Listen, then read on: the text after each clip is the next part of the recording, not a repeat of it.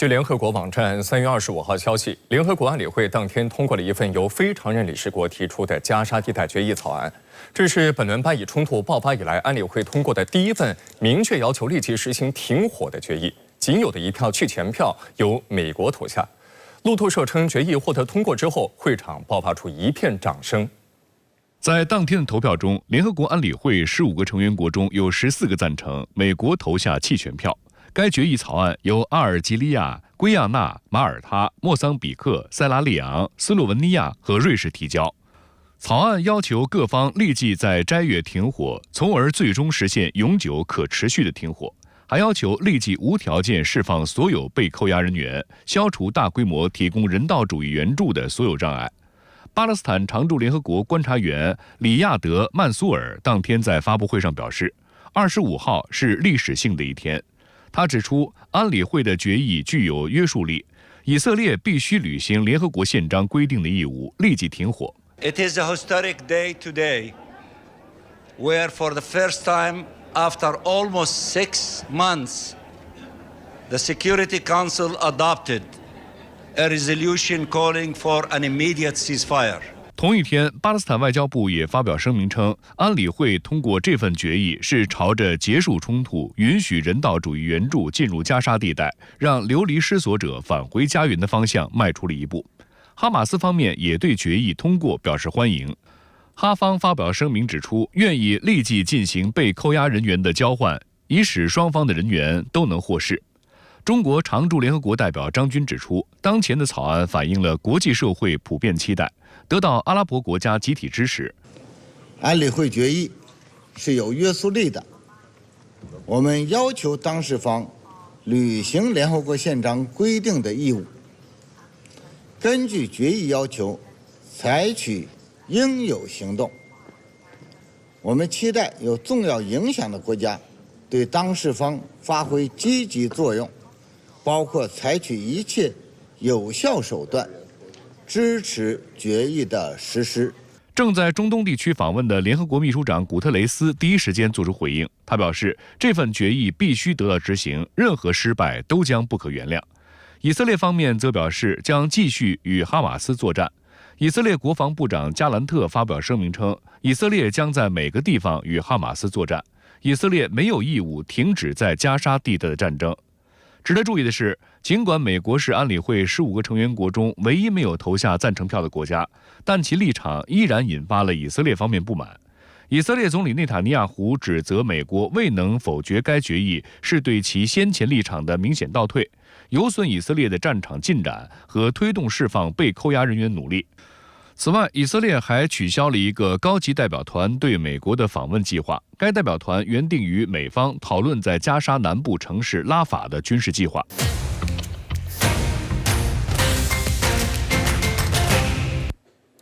正午短评热点直说，新一轮巴以冲突近6个月之际，安理会第一次通过加沙停火决议，会场爆发出一片掌声，可见这是全球人心所向。但是决议虽然好，关键还在于全面有效落实。那巴勒斯坦方面对决议表示欢迎，但是以色列却展现出了无视安理会决议的态度，表示不会停火。要知道，虽然安理会决议是有约束力的，但是具体落实仍然受到国际政治现实的限制，尤其是美国对以色列的偏袒。因此，安理会停火决议能不能真正落实，关键还在于美国能不能真正支持决议的实施，真正对以色列施压。那这方面全球都在拭目以待。最后再说一句，希望加沙的战火早日停息。视线转向美国，据美国国会山报网站报道，当地时间3月24号晚，美国总统拜登在社交媒体上发了一张美国前总统、共和党总统参选人特朗普的帖文截图，称赞对手在自家俱乐部举办的高尔夫球赛上获得冠军。对于拜登嘲讽式的夸奖，特朗普竞选团队则挖苦拜登的身体状况。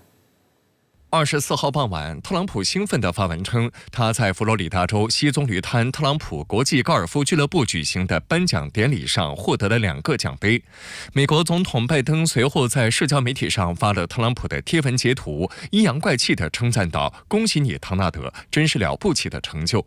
英国《每日邮报》发文称，包括拜登在内的许多自由派人士嘲笑了特朗普的自夸帖。有网友以特朗普的口吻在评论区附和道：“我赢得了我自己的比赛。”也有网友提到拜登的反应：“黑暗布兰登又来了。”黑暗布兰登来自一个反对拜登的口号“加油布兰登”，后者被用以挖苦，并对这位美国总统表达不满。报道称，特朗普竞选团队则回击拜登，攻击后者的身体状况。特朗普竞选团队发言人称，不诚实的乔拜登嫉妒了，因为他需要身体力行的任何事都令人尴尬，无论是从自行车上摔下来、打高尔夫球的失误，还是在全世界面前摔倒在地。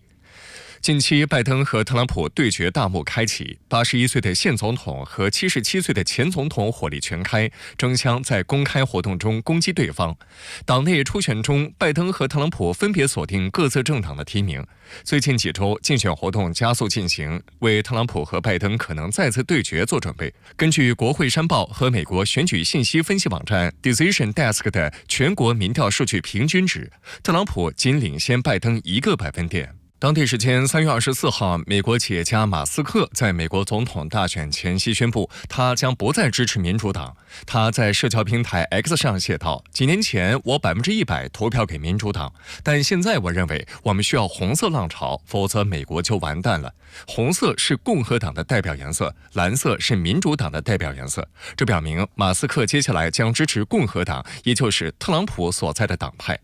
不仅马斯克不满民主党的执政，美国副总统哈里斯也在出访期间遭遇到了对民主党的谴责。当地时间3月22号，美国副总统哈里斯在波多黎各文化中心访问时，随着当地西班牙语乐队的即兴音乐表演鼓掌并大笑。但当该中心执行董事为其翻译了西班牙语歌词后，哈里斯顿时尴尬地停止了鼓掌，笑容也逐渐消失。原来当地乐队演唱了一首抗议民主党政策的西班牙歌曲，歌词中还呼喊自由巴勒斯坦万岁，海地万岁。在哈里斯访问期间，圣胡安当地民众走上街头抗议民主党关于海地和巴以冲突的政策，民众焚烧美国国旗，并谴责哈里斯是战犯，以及拜登造成14861名加沙儿童被害。来关注朝鲜半岛的动态。据朝中社报道，3月24号，朝鲜祖国统一民主主义战线中央委员会在平壤举行会议，决定解散这个有超过75年历史的组织。会议重申了朝鲜最高领导人金正恩去年12月以来提出的对韩新政策，即韩国不是和解统一的对象，而是永远的主敌。所以，作为民族统战机构的祖国战线已经没有存续的必要。虽然去年底以来，朝方多个与南北统一的机构被改组或撤销，但这次朝鲜祖国战线的解散依然受到外界高度关注，因为它是由朝鲜第一代领导人金日成亲自创建的，而且是朝方与南北统一相关的机构中历史最悠久的一个，其前身可以追溯到1946年，由当时半岛南北的主要政党以及政治团体联合组成。其成员中最受外界关注的是旅日朝鲜人总联合会，也就是朝鲜总联。这一机构在朝日之间没有外交关系的情况下，承担了与日方沟通、与韩国争取侨民以及护照事务职能。朝鲜总联名下产业很多，鼎盛时有18家媒体、8家银行和23家企业之说。此外，还有60家朝鲜人学校以及1所朝鲜大学。这个实际上传递出来的话，信号还比较多。一呢，就是一直以来，朝鲜的强硬的态度。第二个信号呢，实际上就反映出来啊，朝鲜呢对于朝鲜半岛的这种统一啊，他已经不再去想着通过和谈去解决了。他明确的表示，现在呢就是半岛两个国与国之间的关系。那今后呢，那很显然，他就是以非和平的手段呢去解决这个事儿了。所以呢，像之前那种机构呢，就没有存在的必要。韩国韩民族日报报道称，今年以来，朝鲜接连废除了615共同宣言实践朝方委员会、祖国统一泛民族联合朝方本部、民族和解协议会、谭军民族统一协议会、祖国统一和平委员会等机构，还拆除了平壤市内纪念南北统一的一座著名纪念碑。另据朝中社报道，在朝鲜祖国战线正式解散的当天，金正恩视察朝鲜人民军第105坦克师指挥部和直属第1坦克装甲步兵团，检阅了部队，并听取有关师团攻击及防御作战计划的汇报，并作出指导。值得注意的是，朝鲜人民军第105坦克师全称是近卫汉城柳津守第105坦克师，是在朝鲜战争爆发初期最先攻入汉城，也就是今天的首尔的朝鲜精锐装甲部队。分析指出，金正恩来这支部队指导工作，是因为就在10天前，这支部队刚刚在朝军坦克对抗赛中获得第1名。尤其受到外界关注的是，金正恩当天还试乘了朝军最新型号的坦克，当时也是外界首次获悉这款坦克已经正式服役。美国国家利益双月刊网站认为，金正恩密集视察坦克部队不同寻常，意在向外界展示朝鲜陆军的实力。该刊指出，外界并不知晓朝鲜新型坦克的正式名称，但它已经有了一个代号 M2020， 使用了它首次在阅兵式中亮相的年份。它的外形结合了俄罗斯 T-14阿玛塔、美国 M1A2 艾布拉姆斯主战坦克和伊朗祖勒菲卡尔主战坦克的特征。金正恩称赞它表现出出色的作战能力、强大的打击能力和高机动性，是世界上最强大的坦克之一。它显然呢也从俄乌冲突看到了，在地面作战中，装甲部队呢还是有非常重要的作用。尽管现在无人机还有其他的反坦武器对坦克造成了很大的威胁，但是呢，在地面战中，还没有任何一种武器呢能够去取代坦克。因此可以看出，朝鲜现在对于坦克依然还是非常重视嘛，尤其是这样的王牌坦克师，那他呢去进行视察，很显然就是在彰显朝鲜在武装力量方面还是非常强的，特别是地面突击力量方面是非常强的。